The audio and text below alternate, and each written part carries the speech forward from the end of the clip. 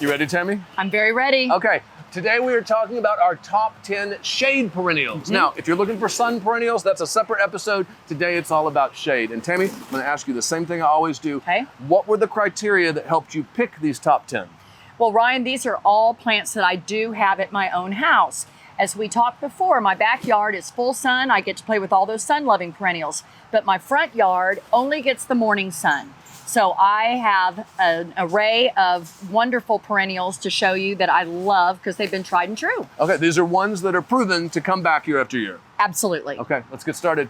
So I probably mentioned before, I have a yard of almost all shade, so I know hostas well, but go ahead and tell us. Don't you love them? Oh, obviously, I have hundreds, hundreds of hostas. I don't have hundreds, not as many as you, Ryan. I do have an assortment though, and that's what I love about them, is some of them give you that bright pop of lime. But sometimes you don't want that, sometimes you want... You want a bluish green. Yeah. There's so many different sizes and textures and leaf coloration. They all will get stalks with blooms that hummingbirds love, but it's all about the foliage for me. How about you? Yeah, I mean, it just gives that luscious look to the entire yard. I agree. So Tami, if there is one plant that I like even more than hostas, it is the fern.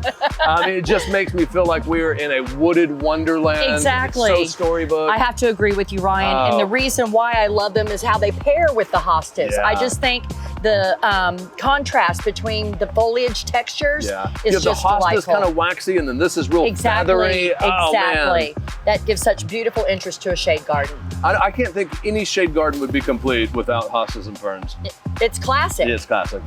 So this is something I do not have in my yard. Tami, tell me about these. You should. This is called Turks Cap. Malvaviscus. Okay. Isn't Turks Cap better? Look at the little, that's where we get the name. The name, okay. Yes, that's exactly what it looks like, right? Hummingbird magnet. Oh, wow. This bad boy loves morning sun. Afternoon shade is best. It's very deceiving when you first buy it at the nursery, the size, because it winds up getting to be about a 5 to 6 foot tall shrub. Okay, no, I would not guess that. A very showpiece for the shade garden, yes. So not only do I not have this, I saw it on your list and I don't even know how to pronounce it, so you're gonna say it. Okay, it's Astilbe. Astilbe. Astilbe. And it has wonderful, almost fern-like foliage, but it does in the spring and into the beginning of summer have these wonderful plumes of color. This one, it happens to be one of our last ones blooming in white, but they do come in a beautiful shade of pink and red and even lavender. Okay. So Tami, my house was recently on a garden tour and our landscape designer filled it with a bunch of this stuff. So I have a genuine question. I have a question, a genuine question about it. I've only ever seen it do this. I've never, if it blooms, I don't know it. That's because it was just planted and we are past its peak for blooming. Got it. And what is it? This is known as Colombine.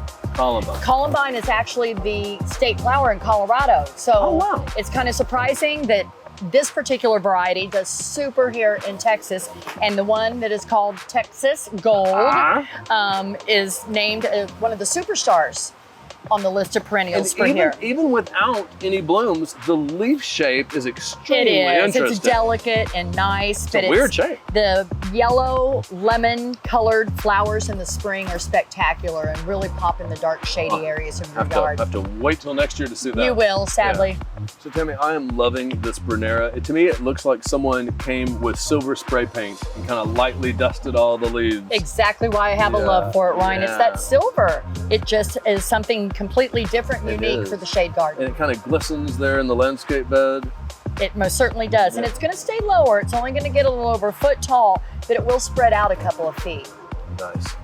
So sometimes those of us with deep shade yards have limited options for color. You know, there's just not a lot of flowering shade plants. It's all about that foliage color, That's why these are so important. They are. Heuchera or coral bells. Also called coral bells. And not sure why they have coral in the name. I don't know either. They do all get bell-shaped flowers, but in a variety of colors. Show us. Including, like this one has cream color. Okay. Some of them make red blooms or pink blooms, but it's truly, regardless of the bloom, it's all about the foliage. And they also don't look like bells. They're not coral, nor do they look like bells. All lies. All lies, but beautiful lies.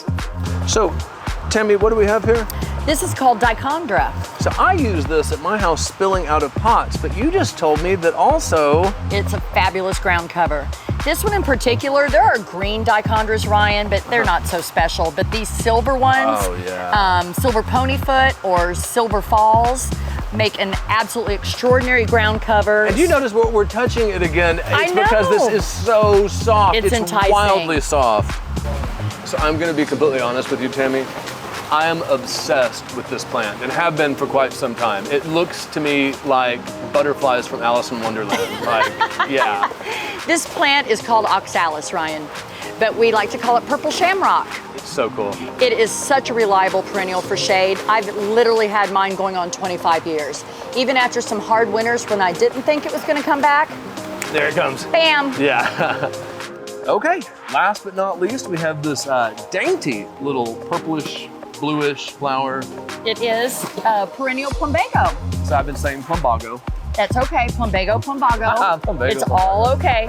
But this electric blue flower really, really stands out in the shade. I mean, even though it's blue, you would think it'd be dark, but I love that word. You said electric blue, and it's it really electric is. blue. Yeah. This would need to be in the foreground in front of your ferns. Hostas or ferns, yes, because it's going to stay low and just add that little intrigue. It's going to spread maybe 18 inches, but it is going to stay low, and it blooms all summer. Nice.